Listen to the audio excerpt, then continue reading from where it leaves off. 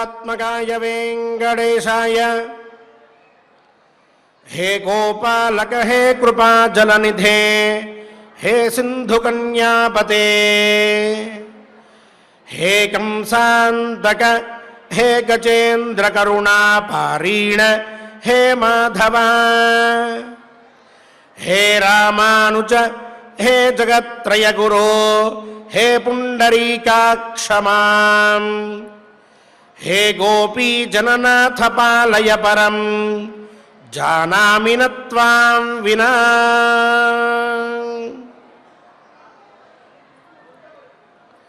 అఖిలాండ కోటి బ్రహ్మాండ నాయకుడైన శ్రీ వెంకటేశ్వర స్వామి వారి దివ్యానుగ్రహంతో జ్ఞానప్రదమైన అరణ్యపర్వ అనే మహోద్గ్రంథాన్ని, ఉత్కృష్టమైన గ్రంథాన్ని మనందరం కూడా పారాయణ చేసుకుంటూ ఉన్నాం. మహాగ్రంథం అని ఎందుకంటాం దీన్ని అంటే, సర్వ జ్ఞాన సంబంధములైన విషయములు ఈ గ్రంథంలో చెప్పబడి ఉన్నాయి. ధర్మ అర్థ కామ మోక్షములకు సంబంధించిన విషయములు ఇక్కడ ఉదాహరించబడి ఉన్నాయి. ధర్మ విచారాలు ఉన్నాయి. నిత్య నైమిత్తిక కామ్య విశేషాలు ఇందు చెప్పబడ్డాయి. అలాగే ఏది ధర్మము ఏది అధర్మము అనేటటువంటి భేదము ఈ గ్రంథంలో చాలా స్పష్టంగా ప్రదర్శించబడి ఉన్నది. మహాభారత కథకి ఒక వారధిలాగా ఈ అరణ్యపర్వ అనేటటువంటి గ్రంథం ఉన్నందున మహాగ్రంథం అనేటటువంటి నామం దీనికి అన్వర్థకమై ఉన్నది. ఇటువంటి ఉత్కృష్టమైన గ్రంథాన్ని మనం ప్రతినిత్యము కూడా శ్రద్ధతో మనందరి ఆయురారోగ్యములు కూడా బాగుండాలి అనేటటువంటి సంకల్పంతో గోవిందానుగ్రహ ప్రాప్తి కావాలి అనేటటువంటి శుద్ధ భావనతో ఇక్కడ పారాయణ చేస్తూ ఉన్నాం. ఎవరైతే జ్ఞానప్రదమైనటువంటి మహాభారత గ్రంథంలోని అరణ్యపర్వని పారాయణ చేస్తారో వారికి ఎటువంటి అజ్ఞానము ఉండదు. వారి ఆయురారోగ్యములు స్థిరంగా ఉంటాయి. వారందరి యొక్క జీవనం ఉన్నతంగా ఉంటుంది అని ఫలశ్రవణం చెప్తారు సాంప్రదాయకులు. అటువంటి ఫలములన్నీ సిద్ధించి మనందరం కూడా నిత్యము సంతోషంగా ఉండాలి అని చెప్పి సంకల్పించుకుంటూ ప్రతి భక్తుడు కూడా గోవిందానుగ్రహాన్ని పొందాలి అని చెప్పి కోరుకుంటూ ఈనాటి పారాయణానికి సత్సంకల్పాన్ని ఆచరించుకుందాం. స్వామివారి అనుగ్రహాన్ని పొందుదాం. ఓం నమో వెంకటేశాయ. విఘ్నేశ్వర ధ్యానం. నమస్తే గణనాథాయ గణానాం పతయే నమః. భక్తి ప్రియాయ దేవేశ భక్తేభ్యః సుఖదాయక. శ్రీనివాస ధ్యానం అనంతవేద సంవేద్యం నిర్దోషం గుణసాగరం అతీంద్రియం నిత్యముక్తం శ్రీనివాసం భజే నిశం. శ్రీకృష్ణ ధ్యానం వందే నవఘనశ్యామం పీతకౌశేయవాససం సానందం సుందరం శుద్ధం శ్రీకృష్ణం ప్రకృతేః పరం. వ్యాసధ్యానం వేదవ్యాసం స్వాత్మరూపం సత్యసంధం పరాయణం శాంతం జితేంద్రియక్రోధం సశిష్యం ప్రణమామ్యహం. అథ సంకల్పః శ్రీమదాదివరాహ క్షేత్రే విరాజమానస్య జగద్రక్షణార్థమవతీర్ణస్య శ్రీమదఖిలాండకోటిబ్రహ్మాండనాయకస్య శ్రీవేంకటేశ్వరస్వామినః పరిపూర్ణానుగ్రహేణ సర్వేషాం భక్తజనానాం ఆధివ్యాధినివృత్తిద్వారా ఆయురారోగ్యైశ్వర్యాభివృద్ధ్యర్థం సర్వారిష్టనివృత్తిద్వారా సకలశ్రేయోభివృద్ధ్యర్థం ధర్మార్థకామమోక్షాఖ్యా చతుర్విధా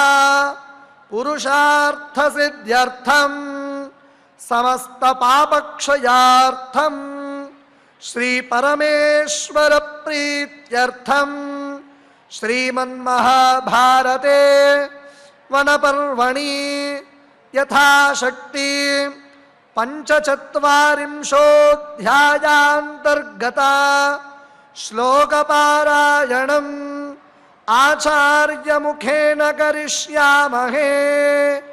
శ్రీకృష్ణ పరబ్రహ్మణే నమః.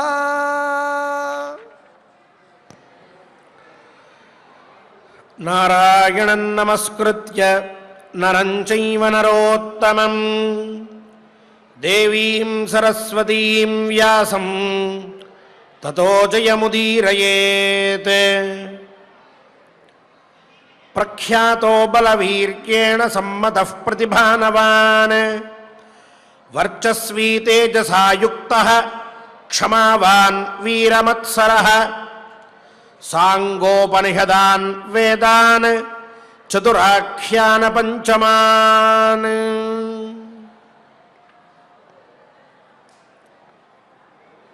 ఇంద్రాజ్ఞ చేత గంధర్వరాజైన చిత్రసేనుడు ఊర్వశీ భవనానికి వచ్చాడు. ఊర్వశీ సముచితంగా గౌరవించి కూర్చుండబెట్టింది. సుఖాసనం మీద కూర్చుని సుఖాసీనురాలైనటువంటి ఊర్వశితోటి అర్జుని గుణ గణములని అన్నిటినీ కూడా చిత్రసేనుడు వినిపిస్తూ ఉన్నాడు. అందులో ప్రధానమైనటువంటి గుణాలు ఏవేవి ఉన్నాయో అవన్నీ కూడా శ్రద్ధగా వింటూ ఉన్నది. ఇన్ని గుణాలు కలిసినటువంటి వాడు ఇంకొకడు ఉన్నాడా అనేటటువంటి ప్రశ్న కూడా ఉన్నది. అది మనకి కాలాంతరంలో అర్థమవుతుంది. ఈ చిత్రసేనుడు చెప్పేటటువంటి విషయాల్ని చక్కగా చిరుమందహాసంతో ఊర్వశీ వింటూ ఉంటే ఈ చిత్రసేనుడి యొక్క భావం ఆవిడికి అర్థమవుతూ ఉన్నది. ముందుగా నిన్న మనం చెప్పుకున్నాం, యస్తు దేవమనుష్యేషు ప్రఖ్యాతై సహజై గుణై. దేవతల్లో మనుష్యులలో సహజ గుణముల చేత ప్రఖ్యాతుడయ్యాడు అర్జునుడు. శ్రియా శీలేన రూపేణ వ్రతేన చ దమేన చ. తన యొక్క శోభ చేత తేజస్సుతో, అలాగే శీలం అంటే నడవడిక, ఆ నడవడికతోటి, రూపేణ అందమైనటువంటి రూపంతో, వ్రతేన అంటే నియమాచరణంతో, దమేన అన్నప్పుడు ఇంద్రియ నిగ్రహంతో, ప్రఖ్యాత బలవీర్యేణ సమ్మత ప్రతిభానవాన్. ఈ గుణాలతోటి ఆ అర్జునుడు ప్రఖ్యాతుడయ్యాడు, అందరికీ తెలియబడ్డాడు అందరి చేత. అలాగే బలవీర్యేణ బలపరాక్రమాల చేత విఖ్యాతుడయ్యాడు. సమ్మత అందరికీ ఇష్టుడయ్యాడు. ప్రతిభానవాన్ అలాగే విశిష్టమైనటువంటి ప్రతిభ కలిగి ప్రతిభాశాలి అర్జునుడు అని చెప్పి అనిపించుకున్నటువంటి వాడయ్యాడు అని చెప్పాడు. అంతవరకు విన్నాం మనం. ఆ పైన వర్చస్వీ తేజసాయుక్త. వర్చస్వీ ఈ సత్యము, ధర్మము, మంచి నడవడిక, యోగ్యమైనటువంటి అలవాట్లు ఇవన్నీ ఉన్నటువంటి వారికి సహజంగానే ఒక వర్చస్సు ఉంటుంది. వారు ధర్మ మార్గంలో ఉంటూ ఉన్నారనుకోండి, వారి రంగు ఎట్లా ఉన్నప్పటికీ ఒక తేజస్సు ఉంటుంది వాళ్ళలో. వాళ్ళని చూస్తే అర్థమవుతూ ఉంటుంది మనకి, ఓహో ఈయనెవరో కొన్ని నియమాలకు కట్టుబడి ఉన్నాడు, కొన్ని పనులు ఇలాగే చేస్తాడు, ఈయన ఎక్కడా లాలూచీపడ్డు అని అర్థమైపోతూ ఉంటుంది. అలా అర్జునుడు కూడా ఈ శీలంతో, శ్రియాతోటి, రూపంతో, వ్రతాలతోటి, అలాగే ఇంద్రియ నిగ్రహంతో ఉండడం వలన ఆయనలో ఒక వర్చస్సు వచ్చింది. ఆ వర్చస్సుతోటి అలాగే తేజసాయుక్త, ఇలా ఉన్నప్పుడే తేజస్సు కూడా ఉంటుంది వారిలో. ఆ తేజస్సుతో కూడా కలిసి ఉన్నటువంటి వాడు అర్జునుడు అని చెప్తున్నాడు ఇప్పుడు చిత్రసేనుడు ఊర్వశికి. అలా చెప్పి క్షమావాన్ వీతమత్సర, ఇక ఇన్ని ఉన్నటువంటి వాడికి ఒకడు ఉండడం కష్టం. ఏమిటి అంటే ఓపిక ఉండడం కష్టం, సహనం అది ఉండదు. సాధారణంగా లోకంలో ఈ లక్షణాలు కలిగినటువంటి వారు ఉంటారు, వారికి సహనం ఉండదు, కొంచెం కోపిష్ఠులుగాను తొందరపడేటువంటి వారిగాను ఉంటూ ఉంటారు. అర్జునుడు క్షమావాన్ అంటే సహనం కలిగి ఉన్నటువంటి వాడు, క్షమ అనేటటువంటి గుణం కలిగినటువంటి వాడు. అలాగే వీతమత్సర, మాత్సర్యం లేదు అర్జునుల్లో, చాలా గొప్పవాడు అంటున్నాడు చిత్రసేనుడు. ఈ మాత్సర్యం ఏం చేస్తుందంటే, నేనే గొప్పవాణ్ణి, నాకంటే పైన ఎవరు ఉండద్దు, అందరూ నా కింద ఉండాలి, నేను విశిష్టమైనటువంటి వాణ్ణి, అవతల వాడు నన్ను గౌరవించట్లేదు అని అంటే వాడి మూర్ఖత్వం. ఇలా పరిపరి విధాల బాగా మత్సరం పెరిగి ఎవరినీ లెక్క చేయనటువంటి స్థితి కలుగుతూ ఉంటుంది. అటువంటి గుణం లేకుండా వీతమత్సర అంటే మాత్సర్యం పోగొట్టుకోబడినటువంటి వాడు, లేనటువంటి వాడు అని అర్థం వచ్చింది. అలాంటి వాడు అర్జునుడు అని చెప్తూ సాంగోపనిషదాన్ వేదాన్ చతురాఖ్యాన పంచమానే. మరి చదువులో ఈయన గుణాలు ఏమిటండి, ఏమన్నా చదివాడా కొంచెం అంటే, సాంగోపనిషదాన్ వేదాన్, వేదములని ఉపనిషత్తులతో కలిసి ఉన్నటువంటి వాటిని, అలాగే సాంగములైనటువంటి అంటే అంగములతో కలిసి ఉన్నటువంటి వేదములన్నింటినీ కూడా అర్జునుడు అధ్యయనం చేశాడట. ఋగ్వేదం, యజుర్వేదం, సామవేదం, అథర్వవేదం అని చెప్పి 4 వేదములు. ఈశకేన కటప్రశ్న ముండమాండుక్య తిత్తిరి ఛాందోగ్యం అంటూ ఇట్లా మొత్తం 10 ఉపనిషత్తులు ఉన్నాయి. ఈ 10 ఉపనిషత్తులని, ఇంకా విశిష్టమైన ఉపనిషత్తులు ఉంటే వాటన్నిటినీ కూడా అధ్యయనం చేశాడు. అలాగే ఇక అంగములు అంటే వేదాంగములు 6 ఉన్నాయి. శిక్ష, వ్యాకరణం, ఛంద, నిరుక్తం, జ్యోతిషం తథా కల్పశ్చేతి షడంగాని వేదస్యాహుర్మనీషిణ అని శిక్షాశాస్త్రం అని చెప్పి ఒక శాస్త్రం ఉన్నది. ఈ శిక్షాశాస్త్రం వల్ల వేదమును ఏ విధంగా ఉచ్చరించాలో, వేదం యొక్క నియమాలు ఏమిటో, ఆ అక్షరములను ఏ విధంగా ఎక్కడి నుంచి పలకాలో, ఇలాంటి విశేషాలన్నీ కూడా తెలుస్తూ ఉంటాయి. రెండవది వ్యాకరణం. ఈ వ్యాకరణ శాస్త్రం వల్ల ఏ శబ్దము శుద్ధమైనటువంటిది, ఏ శబ్దము అశుద్ధమైనటువంటిది అనేటటువంటి విషయాలన్నీ తెలుస్తాయి. ఇంకా చాలా ప్రయోజనాలు ఉన్నాయి. ఇలా వ్యాకరణ శాస్త్రం అనేటటువంటిది చాలా గొప్పది. మూడవది ఛందస్సు. ఏ ఛందస్సు ఏ విధంగా ఉంటుంది, ఏ మంత్రం ఏ ఛందస్సుకు సంబంధించినటువంటిది, ఏ ఛందస్సులో ఏ మంత్రాన్ని ఏ విధంగా చెప్పుకోవాలి, ఇలాంటి విషయాలన్నీ కూడా తెలియజేస్తుంది ఛందశాస్త్రం. ఇక 4వది నిరుక్తం అని చెప్పి వేదములో ఉపయోగించబడినటువంటి ఉన్నటువంటి శబ్దములు ఏవైతే ఉన్నాయో, చాలా విశిష్టమైనటువంటి శబ్దములు, ఆ శబ్దములకి అన్నిటికీ కూడా అర్థాన్ని తెలియజెప్పేటటువంటిది నిరుక్తం అనేటటువంటి శాస్త్రం ఎన్నో శబ్దములు, వాటిని మామూలుగా మనం డిక్షనరీలో చూస్తే మనకి వాటి అర్థం తెలియదు. నిరుక్తం చూస్తే ఆ వేదంలో చెప్పబడినటువంటి ఆ పదానికి అర్థం స్పష్టంగా తెలుస్తుంది. అటువంటి శబ్దములు, వాటి అర్థములు అన్నీ నిరుక్తంలో పొందుపరచబడి ఉన్నాయి. యాస్కాచార్యులు వారు రచించినటువంటి నిరుక్త శాస్త్రం విశిష్టమైనటువంటిది. ఇలా నిరుక్తమైనటువంటిది. ఆ పైన జ్యోతిష్య శాస్త్రం, వేదాంగ జ్యోతిషము అని చెప్పి స్కంధత్రయాత్మకమైనటువంటిది ఈ శాస్త్రం. అది ఆ తర్వాత ఎంతోమంది చేత స్కంధత్రయాత్మకంగా చెప్పబడింది. ఈ యజ్ఞములు ఆచరించాల్సి వచ్చినప్పుడు ఏది యుక్తమైనటువంటి కాలం, ఏది అయుక్తమైనటువంటి కాలం అని తెలిపేటటువంటి శాస్త్రం అది. 5వది. ఇక 6వది కల్ప, అంటే కల్పశాస్త్రం. దీంట్లో శ్రౌత సూత్రాలు, గృహ్య సూత్రాలు, ధర్మ సూత్రాలు, శుల్ప సూత్రాలు, పరిభాషా సూత్రాలు, పైతృమేధిక సూత్రాలు, ప్రబల సూత్రాలు అంటూ ఎన్నో విశిష్టములైనటువంటి సూత్రములు ఉన్నాయి.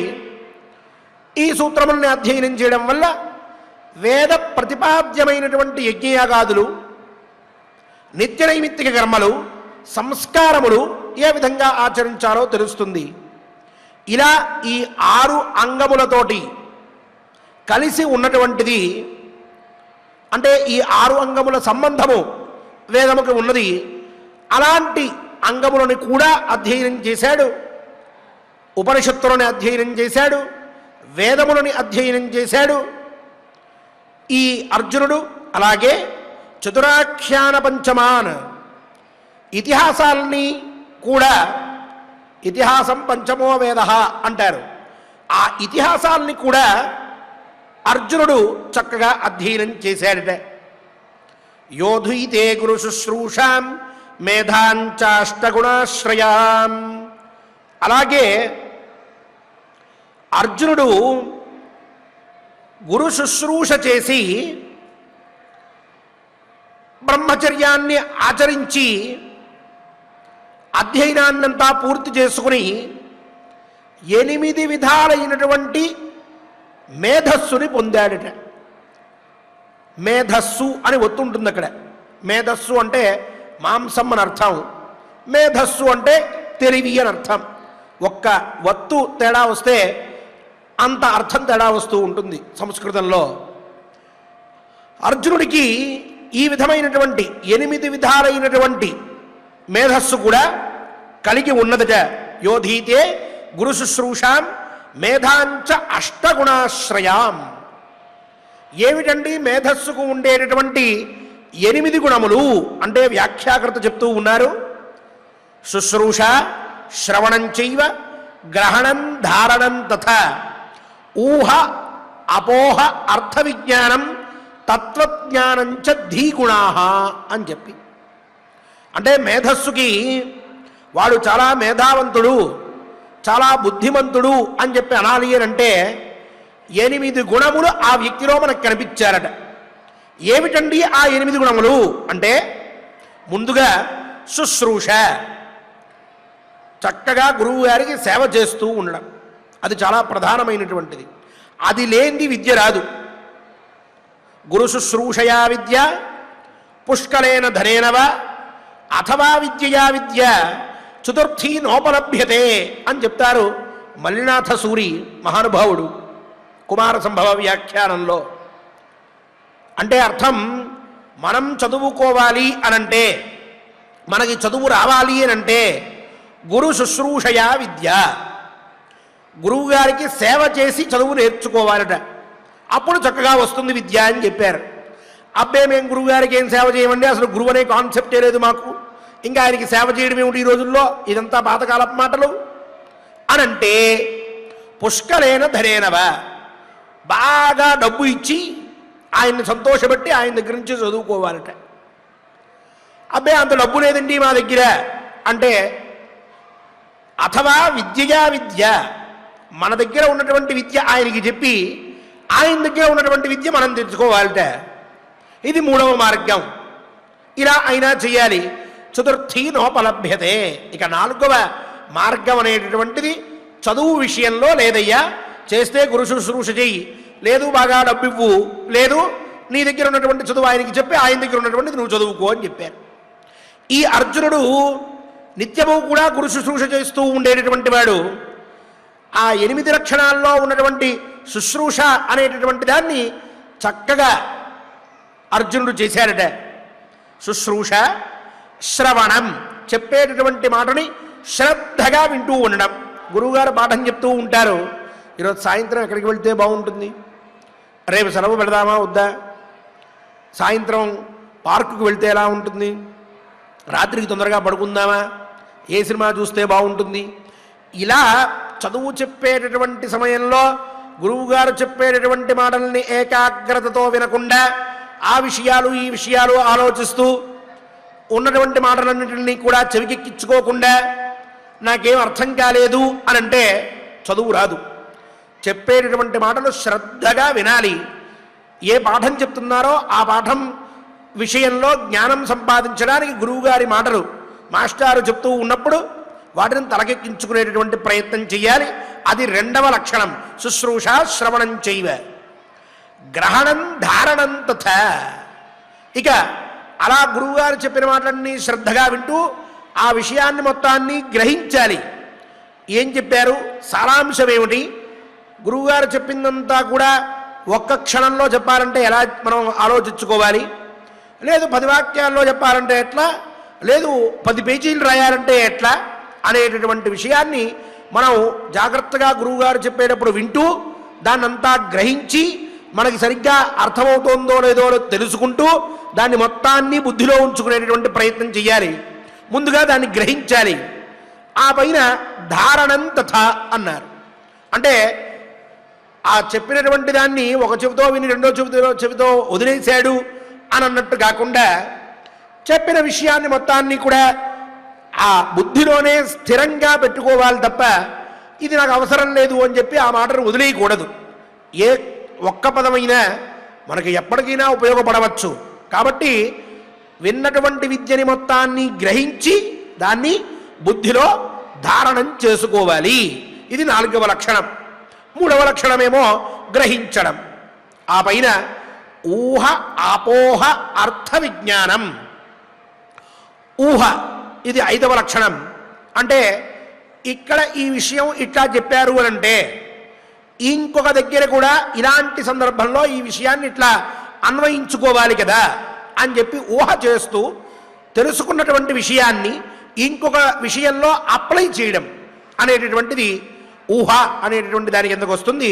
అది కూడా చాలా ముఖ్యమైనది. చదువుకున్నంత వరకు పుస్తకం పట్టుకుని పట్టేసి ఇక నాకు అవసరం లేదు అని చెప్పి పక్కన పడేసి వెళ్ళిపోకుండా పరీక్ష రాసేంత వరకు నాకు గుర్తుంటే చాలు అని అనుకోకుండా చెప్పిన విషయాన్ని ఎన్ని చోట్ల మనం ఆ మొత్తం విషయాన్ని కూడా తీసుకువెళ్ళి అప్లై చేయగలమో చూసుకుని దాన్ని అక్కడక్కడ చక్కగా అన్వయించుకోవడం అనేటటువంటిది చాలా ముఖ్యం. అది ఊహాశక్తి అంటారు. ఊహ అపోహ అర్థ విజ్ఞానం. అపోహ ఇది ఇలానే ఎందుకు అవుతోంది, ఇలా కాకుండా అలా ఎందుకు కావట్లేదు, ఇలా అవ్వచ్చు కదా, ఇంకో రకంగా కూడా అవ్వచ్చు కదా అంటూ చెప్పినటువంటి విషయాన్ని గురించి దాని చుట్టుపక్కల ఉండేటటువంటి అన్ని విషయాలు ఆలోచిస్తూ ఇలానే ఎందుకు అనేటటువంటి ప్రశ్నతోటి ఆలోచించడం అనేటటువంటిది. ఒక విషయం చెప్పారనుకోండి, అలానే ఎందుకు అవ్వాలి, అలా కాకుండా ఇంకో రకంగా కూడా అవ్వదా, ఎందుకు అవ్వదు అంటూ ఎక్కడ అవుతుందో ఆలోచించాలి. ఒకవేళ అయ్యేటట్లయితే ఇదే విషయం అక్కడ సరిగ్గా సరిపోయేటట్లయితే అక్కడెందుకు సరిపోతుంది, ఇక్కడ ఉన్నటువంటి దానికి సంబంధం ఏమిటి, సరిపోని దాంట్లో ఆలోచిస్తే ఏమవుతుంది అంటూ ఆలోచన పెంచుకుంటూ వెళ్ళాలి. అది చాలా ముఖ్యమైనటువంటిది 6వ లక్షణం. అలాగే అర్థ విజ్ఞానం. మొత్తం అంతా కూడా ఇలా ఊహాపోహంతా కూడా చేసి చివరికి అర్థం ఏమిటి, మనం తెలుసుకున్న విషయంలో ఏ అర్థం ఇక్కడ స్పష్టంగా తెలియబడుతోంది, దీని అర్థాన్ని ఏం చెప్తాం అంటూ కొంచెం తక్కువగా అక్కడ విషయాన్ని మొత్తాన్ని కూడా ఆలోచించి ఇది సారాంశం అని చెప్పి ఒక విషయం మనం చెప్పగలగడం అనేటటువంటిది అర్థ విజ్ఞానం. ఆ అర్థ విజ్ఞానం బాగా పొందాలి. ఒక విషయాన్ని గురించి బాగా ఎంతసేపు ఆలోచించినప్పటికీ కూడా మనం ఎవరికన్నా చెప్పేటప్పుడు, లేదు మనం ఆలోచించుకునేటప్పుడు, పరీక్ష రాసేటప్పుడు దాన్ని సులభంగా అర్థమయ్యే విధంగా మనం ఎట్లా చెప్పగలమో అటువంటి ఆలోచనని మనం పెట్టుకోవడం అనేటటువంటి దాన్ని అర్థ విజ్ఞానం అని చెప్పంటారు. అది ముఖ్యమైనటువంటిది. 7వది. ఇక 8వ లక్షణం ఏమిటి అంటే బుద్ధికి తత్వజ్ఞానంచ ధీగుణా అన్న దగ్గర తత్వజ్ఞానం అనేటటువంటిది మనం అప్పుడప్పుడు చెప్పుకుంటూ ఉంటాం. అంతరార్థం ఇట్లా అనిపిస్తూ ఉన్నది, ఇదే ఇక్కడ తత్వంగా బోధపడుతూ ఉన్నది, దీన్నే మనం సరిగ్గా ఆలోచించుకోవాలి అని చెప్పుకుంటూ ఉంటామే. అలా తత్వజ్ఞానం ఏదో విషయం చెప్పుకుని ఉండొచ్చు, ఎలాగో అనుకుని ఉండవచ్చు, కానీ అక్కడ తత్వం ఏమిటి, ఎందుకోసం అని చెప్పి ఇంతవరకు మనం ఈ విషయాన్ని ఆలోచిస్తూ ఉన్నాం అనేటటువంటి విషయాన్ని బాగా మనం తెలుసుకుని ఉండాలి. ఇంద్రుడు మేనక దగ్గరికి అర్జునుడిని పంపించు అన్నాడు. ఆయన వచ్చి ఇంద్రుడి దగ్గరికి వచ్చి సరేనండి అని చెప్పి చిత్రసేనుడు మేనక దగ్గరికి వెళ్ళి నువ్వు అర్జునుడి దగ్గరికి వెళ్ళు అన్నాడు. అలాగే వెళ్తానంటుంది ఆవిడ, రేపు వెళ్తుంది. ఇప్పుడు ఇంద్రుడు అర్జునుణ్ణి ఇలా చెడ్డ చేయడం కోసం పంపించాడని అనుకోవాలా, లేక మేనక అనేటటువంటి ఆవిడ మీద ఏమాత్రం గౌరవం లేక పంపించాడని అనుకోవాలా, లేక మేనకకి ఇవన్నీ అలవాటే కాబట్టి పర్వాలేదు అని పంపించాడా, లేక అర్జునుల్లో ఉన్నటువంటి పురుష కారాన్ని చూద్దామని చెప్పి పంపించాడా, అతను ఎటువంటి వాడు అని, లేక అర్జునుణ్ణి మేనకని కలిపి అర్జునుణ్ణి అక్కడే ఉంచుదామని చెప్పి పంపించాడా, కావాలంటే కింద యుద్ధం నేను చేసి వస్తానే అని చెప్పి, లేక ఆ అర్జునుణ్ణి పరీక్షించడం కోసం అని చెప్పి పంపించాడా. ఒకవేళ పరీక్షించడానికి పంపించేటట్లయితే ఆ మేనక విషయంలో అర్జునుడు ఎలా ప్రవర్తిస్తాడు, నువ్వు ఇక్కడే ఉంటే నేను నిన్ను కలుసుకోవడం కష్టం, నువ్వు కిందకి రా అంటాడా, భూలోకంలో అయితే మన ఇద్దరికి ధర్మం సరిపోతుందంటాడా, లేక ఇక్కడ నేను నిన్ను ఏమాత్రము పొందలేను, నువ్వు మహాతల్లివి అంటాడా, ఏమంటాడు అని చెప్పి అలా పరీక్షించడం కోసం పంపించాడా అంటూ మనం ఎన్ని రకాలుగా ఆలోచించవచ్చు ఇంద్రుడు మేనక దగ్గరికి అర్జునుడి దగ్గరికి పంపించేటటువంటి విషయంలో. కానీ ఇలా ఊహ అపోహలు ఎన్ని చేసినప్పటికీ కూడా అర్థజ్ఞానం ఏం తెలుస్తోంది, ఇంద్రుడు అర్జునుడి దగ్గరికి మేనకని పంపిద్దామని అనుకున్నాడు. చిత్రసేనుడికి ఆ మాట చెప్పాడు. చిత్రసేనుడు వచ్చి మేనక్కి చెప్తూ ఉన్నాడు. చివరికి తత్వం ఏమిటి ఇక్కడ అంటే, ఈ విధంగా అర్జునుడి యొక్క గొప్పదనాన్ని పరీక్షించి అతను సుశిక్షితుడు అని చెప్పి తెలుసుకున్న తర్వాత, మహానుభావుడు అన్న తర్వాత, ఎటువంటి లోపం లేకుండా ఉండి కడిగిన ముత్యం వలె ఉండేటటువంటి వాడు అర్జునుడు అని చెప్పి నిశ్చయించుకుని అతన్ని ఆశీర్వదించి పంపిద్దాం అనుకోవడమే తప్ప అర్జునుడి దగ్గరికి మేనకని పంపించే విషయంలో అర్జునుడిని ఏదో ఇబ్బంది పెడదామనో, మేనక మీద తక్కువ భావంతోనో, ఇంకో రకంగానో ఇంద్రుడు ఈ పని చెయ్యట్లేదు. చివరికి తత్వం తెలియటటువంటిది అది. ఇలా ఆ తత్వజ్ఞానాన్ని పొందాలి తప్ప ఏదేదో ఎక్కడెక్కడో చివరికి తీసుకువెళ్ళి ఏదో రకంగా ముడిపెట్టి దాన్ని ఏదో కొంత అటు ఇటు చేసి చివరికి అక్కడ ఉండేటువంటి తత్వాన్ని తెలుసుకోలేక చెడ్డగా ఆ విషయాన్ని అర్థం చేసుకుంటే ఉపయోగం లేదు. అలా ప్రతి ఒక్క విషయంలో కూడా ఎన్ని వికల్పాలు కనిపిస్తూ ఉన్నప్పటికీ చివరికి తత్వం ఏమిటి, ఎందుకు ఇలా చేయవలసి వచ్చింది, ఈ పని ఎందుకు ఇలా జరిగింది అనేటటువంటి విషయాన్ని కూలంకషంగా తెలుసుకుని తత్వాన్ని తెలుసుకోవడం అనేటటువంటిదే 8వ గుణంగా చెప్పబడి ఉన్నది. ఇలా ఈ 8 గుణములు కూడా కలిగి ఉన్నటువంటి వాడిని బుద్ధిమంతుడు, ధీమంతుడు అని చెప్పాలి. అటువంటి వాడు అర్జునుడట, మహాత్ముడు. అందుకని ఇలా గురు శుశ్రూష చేస్తూ 8 విధములైనటువంటి గుణములతో కలిసి ఉన్న బుద్ధిని అర్జునుడు పొందాడట. ఆ విషయం చెప్పాడు. ఆ పైన బ్రహ్మచర్యేణ దాక్ష్యేణ ప్రసవై వయసాపి చ ఏకో వై రక్షితా చైవ త్రిదినం మఘవానివ అకథనో మానయిత స్థూల లక్ష్య ప్రియం వద. బ్రహ్మచర్యేణ, బ్రహ్మచర్యంతో, అదేమిటండి అర్జునుడు బ్రహ్మచర్యం చేయడం ఏమిటి అనంటే యథార్థమే మనకు అనుమానం వస్తుంది. కాకపోతే ఋతుకాలంలో భార్యని మాత్రమే సంగమిస్తూ జీవనం కొనసాగించేటటువంటి వాడిని కూడా బ్రహ్మచారి అని మాత్రమే చెప్పారు శాస్త్రంలో. అటువంటి వాడు కూడా బ్రహ్మచారే, అనుమానం లేదు, వివాహం చేసుకుని సంసారం చేస్తున్నప్పటికీ అనేది ధర్మశాస్త్ర తత్వం. అటువంటి బ్రహ్మచర్యంతో దాక్ష్యేణ ప్రసవై వయసాపిచ, ఆ బ్రహ్మచర్యంతోనే కాక కార్యదక్షతతో కూడా ఏ కార్యాన్నైనా పట్టుకున్నాడంటే అంతు చూసేంత వరకు వదిలిపెట్టాడు. అటువంటి వాడు ప్రసవై, సంతానంతో, చూడండి ఇక్కడ ప్రసవై అని సంతానంతో అతను పూర్ణుడు అని చెప్తున్నారు, అక్కడ బ్రహ్మచర్యంతో అతను చాలా గొప్పవాడు అయ్యాడంటున్నారు. రెండిటికి ఎలా పొసుగుతుంది అన్నప్పుడు ఈ విధంగా మనం అర్థం చెప్పుకోవాలి. అలా సంతానంతో వయసాపిచ, వయస్సుతోటి కూడా అర్జునుడు చాలా విఖ్యాతుడు అయ్యాడు.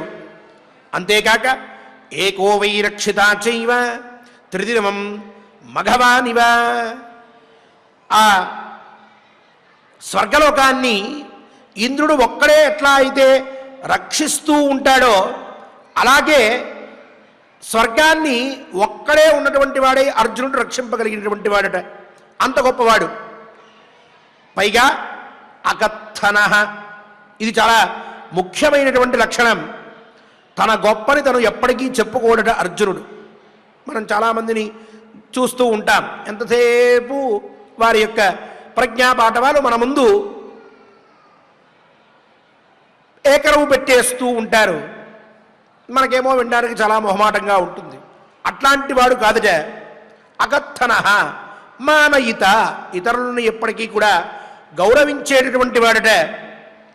స్థూల లక్ష్య ప్రియం వద, స్థూలమైనటువంటి విషయాన్ని ఎంత తొందరగా అయితే తెలుసుకోగలమో మనం, అర్జునుడు సూక్ష్మమైనటువంటి విషయాన్ని కూడా చాలా గొప్పగా వెంటనే తెలుసుకోగలడట, అర్థం చేసుకోగలడట. అటువంటి వాడు ప్రియం వద, అట్లానే చక్కగా మాట్లాడేటటువంటి వాడట.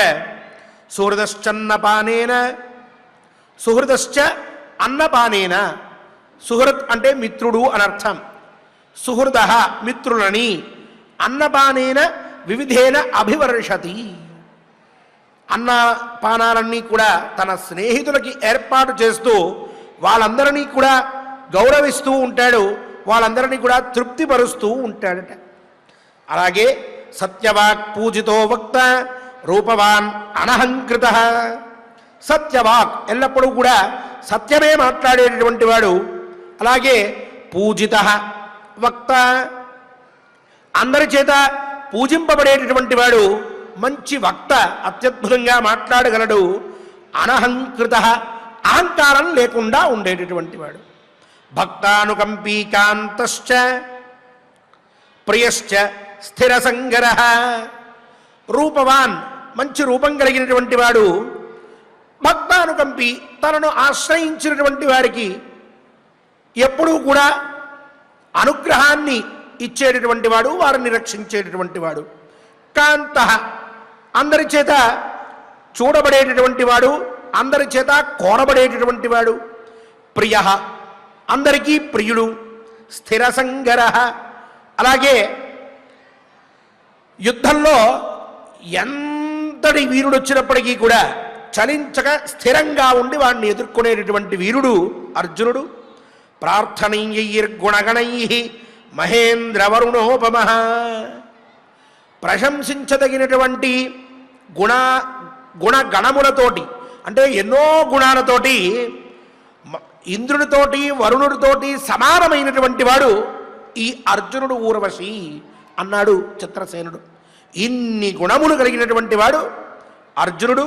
విదితస్తేర్జునో వీర సస్వర్గఫలమాప్నుయాత్, ఇలాంటి అర్జునుడు వీరుడు స్వర్గలోకానికి వచ్చాడు అని చెప్పి నీకు తెలిసే ఉంటుంది.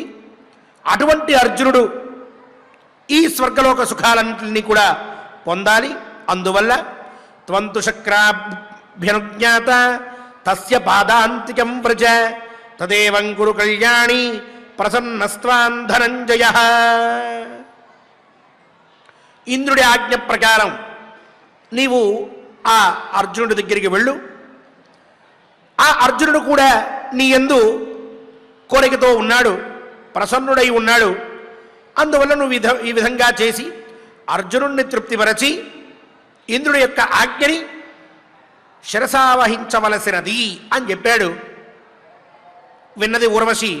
ఆవిడ చెప్తోంది, ఏవముక్త స్మితం కృత్వా సమ్మానం బహుమన్యచ ప్రత్యువాచోర్వశీ ప్రీత చిత్రసేనమనిందిత యస్త్వస్య కథితః సత్యః గుణోద్దేశః త్వయా మమ తం శ్రుత్వా అవ్యథయం పుంసః వృణుయాంకిమతోర్జునం.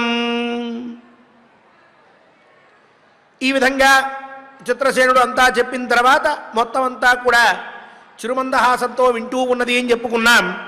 అలా స్మితం కృత్వ ఒక్కసారి మళ్ళీ మందహాసం చేసి సమ్మానం బహుమన్యచ తనకి చాలా సన్మానంగా ఈ మాట చిత్రసేనుడు చెప్తూ ఉన్నాడు. ఇంద్రుడు ఈ విధంగా ఆజ్ఞాపించాడు అని చెప్పి అనుకున్నటువంటిదై వెంటనే చిత్రసేనుడితోటి ఈ విధంగా చెప్పిందిట ఊర్వశి, గంధర్వరాజా నీవు అర్జునుడి గురించి చెప్పినటువంటి గుణ గణ వర్ణన అంతా కూడా నేను ఇతఃపూర్వమే విని ఉన్నాను ఇతరుల ద్వారా. కాబట్టి నువ్వు చెప్పిన మాటలన్నీ సత్యాలే, అనుమానం లేదు. నేను కూడా అతని యందు కోరికతో ఉన్నాను. అయినా ఇన్ని గుణాలు ఉన్నటువంటి అర్జునుడిని కాక ఇంకెవరిని నేను పొందుతానయ్యా, తప్పకుండా నేను అతన్ని పొందుతాను అని చెప్పి మహేంద్రస్య నియోగేన త్వత్తః సంప్రణయేన చ తస్య చాహంగుణౌఘేన ఫాల్గునే జాతమన్మథ గచ్చత్వం హి యథా కామౌ ఆగమిష్యామ్యహం సుఖం. ఇది శ్రీమన్మహాభారతే వనపర్వణి ఇంద్రలోకాభిగమన పర్వణి చిత్రసేనోర్వశీ సంవాదే 45వ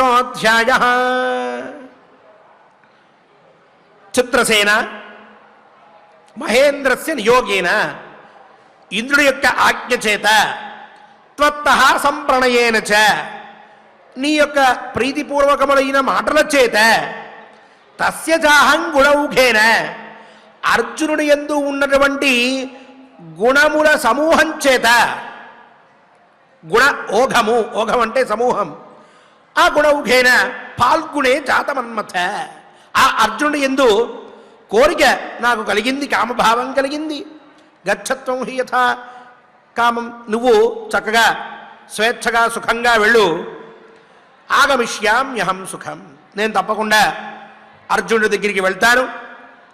అతని దగ్గరికి వెళ్ళి అతనితో నేను సంభాషిస్తాను, అతన్ని పొందుతాను అని ఊర్వశి ప్రసన్న చిత్తురాలై చెప్పింది. చాలా సంతోషపడ్డాడు చిత్రసేనుడు. ఆనందంతో తిరిగి మళ్ళీ తన యొక్క మందిరానికి వస్తూ ఉన్నాడు. ఆ పైన ఊర్వశి ఏం చేసిందో రేపటి కథాశ్రవణంలో మనందరం శ్రద్ధగా విందాం.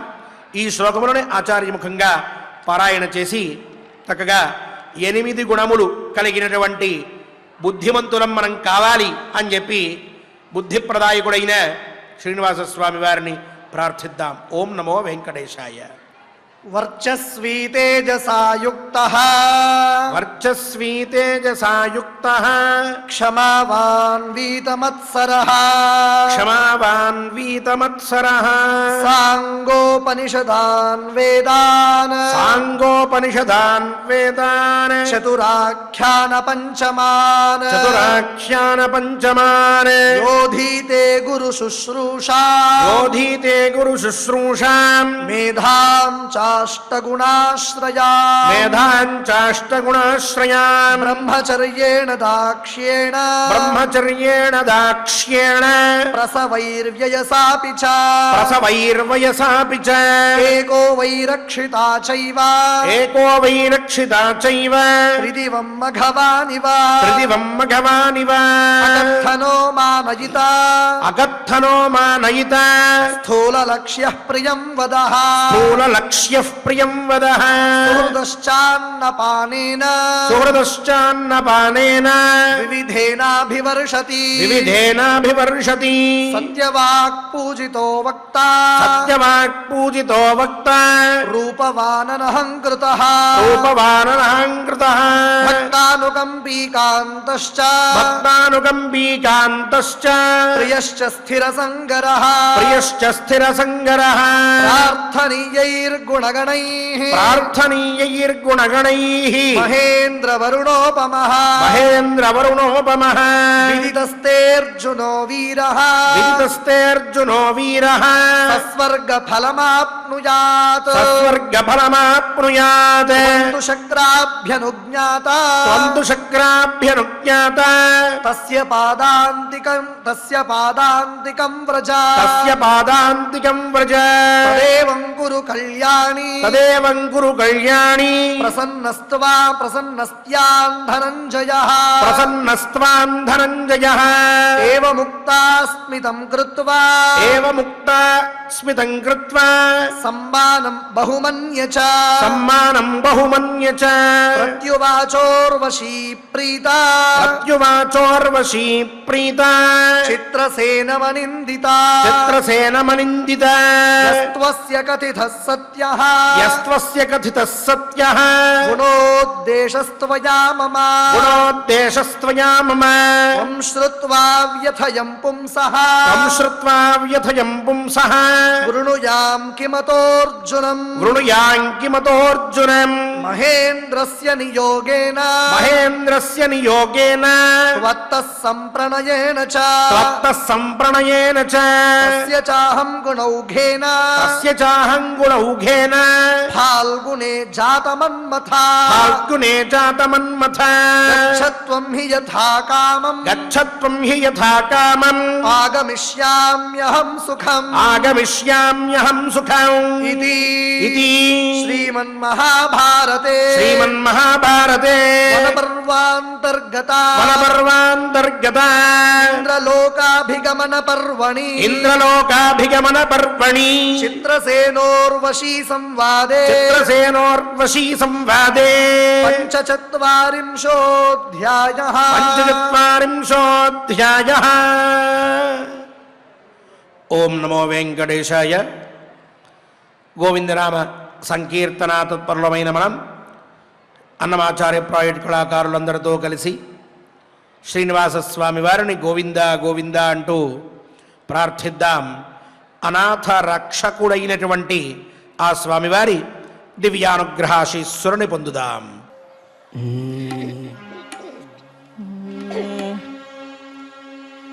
శ్రీ శ్రీనివాస గోవింద శ్రీ వెంకటేశ గోవింద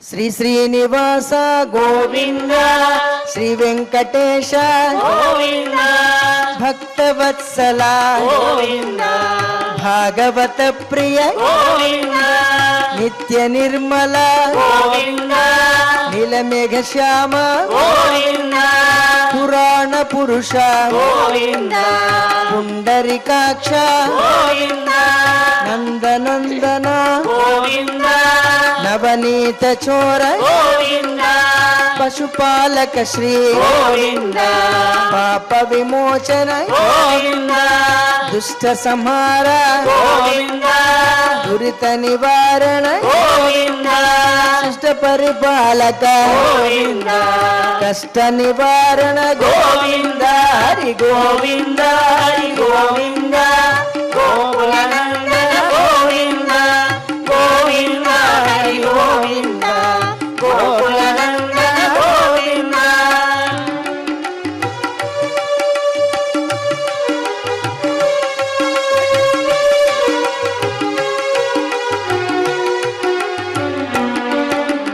వజ్రమకుటధర గోవింద వరాహమూర్తి గోవింద గోపీ జనలోల గోవింద గోవర్ధనోధర గోవింద దశరథ నందన గోవింద దశముఖమర్దన గోవింద పక్షివాహన గోవింద పాండవ ప్రియ గోవింద మత్స్యకూర్మ గోవింద మధుసూదన హరి గోవింద వరాహ నరసింహ గోవింద వామన భృగురామ గోవింద బలరామానుజ గోవింద బౌద్ధ కల్కిధర గోవింద వేణుగాన ప్రియ గోవింద వెంకటరమణ గోవింద హరి గోవింద హరి గోవింద గోకులనందన గోవింద గోవింద హరి గోవింద గోకులనందన గోవింద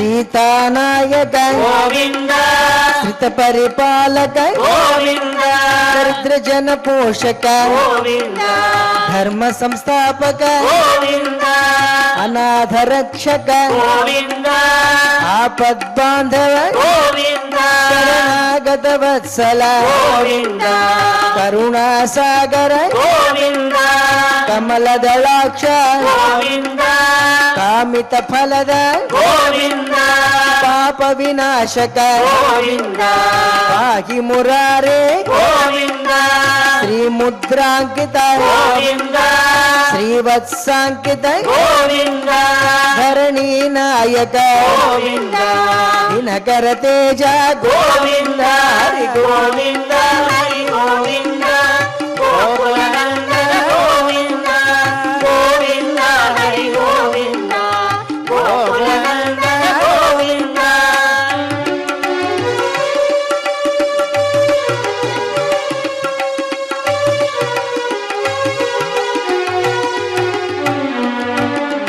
పద్మావతి ప్రియ గోవింద ప్రసన్నమూర్తి గోవింద అభయహస్త గోవింద అక్షయ వరద గోవింద శంఖ చక్రధర గోవింద జగదాధర గోవింద విరజాతిరస్థ గోవింద విరోధి మర్దన గోవింద సాలగ్రామధర గోవింద సహస్రనామ గోవింద లక్ష్మీ వల్లభ గోవింద లక్ష్మణాగ్రజ గోవింద కస్తూరి తిలక గోవింద కాంచనాంబర్ధర గోవింద గరుడ వాహన గోవింద గజరాజ రక్షక గోవింద హరి గోవింద హరి గోవింద గోకులనందన గోవింద గోవింద హరి గోవింద గోకులనందన గోవింద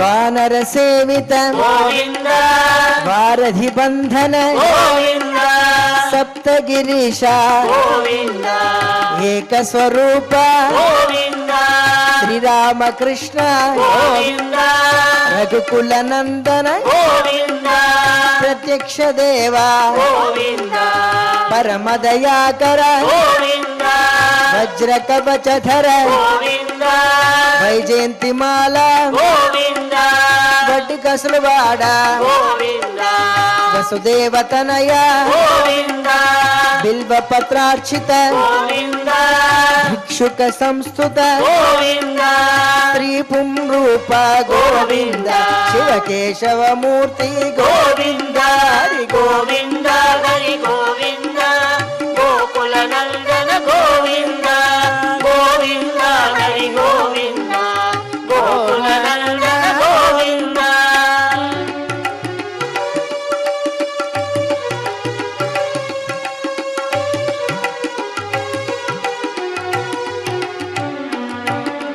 బ్రహ్మాండ రూప గోవింద గోవింద భక్త రక్షక గోవింద నిత్య కళ్యాణ గోవింద నీరజనాభ గోవింద అధిరామ ప్రియ గోవింద హరి సర్వోత్తమ గోవింద జనార్దన మూర్తి గోవింద జగత్ సాక్షి రూప గోవింద అభిషేక ప్రియ గోవింద అపన్నివారణ గోవింద రక్త కిరీట గోవింద రామానుజనుత గోవింద స్వయం ప్రకాశ గోవింద ఆశ్రిత పక్ష గోవింద నిత్య శుభ ప్రద గోవింద నిఖిల లోకేశ గోవింద హరి గోవింద హరి గోవింద గోకులనందన గోవింద గోవింద హరి గోవింద గోకులనందన గోవింద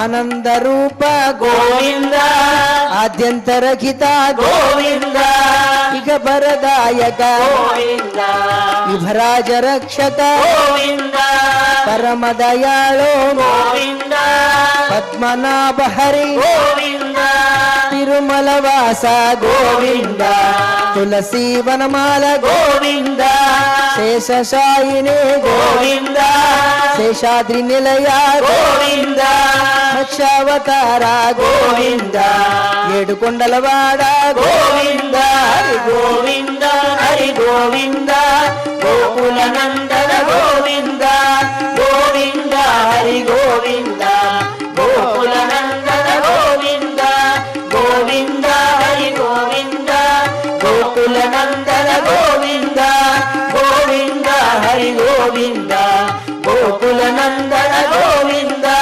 గోవింద హరి గోవింద గోకులనందన గోవింద గోవింద హరి గోవింద గోకులనందన గోవింద గోకులనందన గోవింద గోకులనందన గోవింద గోకులనందన గోవింద గోకులనందన గోవింద గోకులనందన గోవింద ఏడుకొండలవాడ వెంకటరమణ గోవింద భక్తిదాసులవాడ వనజనాభ గోవింద గోవింద అడుగడుగుల గండాలవాడ అనాథరక్షక గోవింద గోవింద గోవింద గోవింద గోవింద గోవింద గోకులనందన గోవింద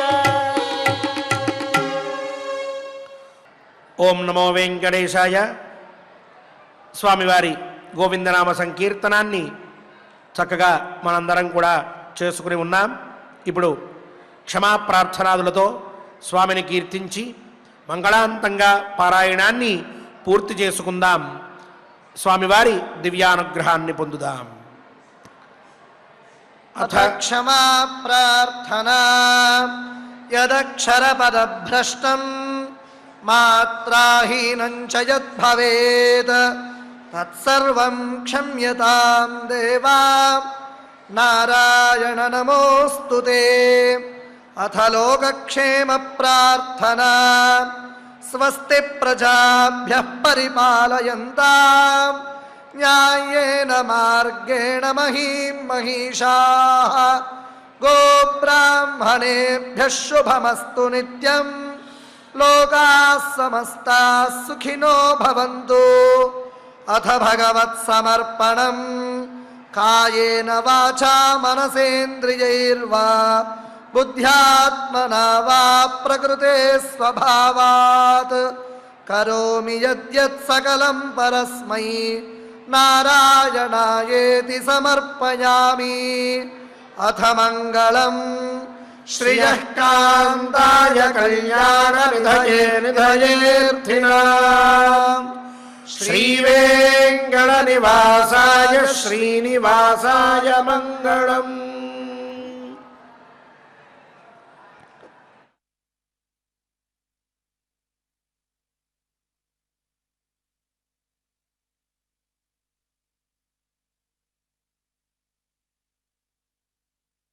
శ్రీ అవధూతాశ్రమము బోధానంద సత్యారామూర్తి ఆర్యుల గోసేవాశ్రమము మరియు వృద్ధాశ్రమము పడాల ఆశ్రమములో గోసేవ గోవుల దానము స్వీకరించుట మీ నవగ్రహ దోషములు పోవుటకు గోపూజ చేయబడును.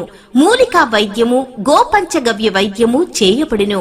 యంత్రములు తావీదులు ఇవ్వబడును. శాంతి హోమములు చేయబడును. మీ ఆత్మీయుల పుట్టినరోజు పెళ్లి రోజు మరియు వర్ధంతి వంటి ముఖ్యమైన దినములలో గోసేవ లేదా అన్నదానం చేయదలిచిన వారు సంప్రదించండి. మా వృద్ధాశ్రమంలో ఖాళీలు కలవు. చేరదలిచిన వారు సంప్రదించండి. శ్రీ శ్రీ శ్రీ స్వామి బోధానందగిరి శ్రీ అవధూతాశ్రమము అయ్యప్ప స్వామి గుడి దగ్గర పడాల తాడేపల్లిగూడెం 2. Cell numbers 7981356374 9618034 138.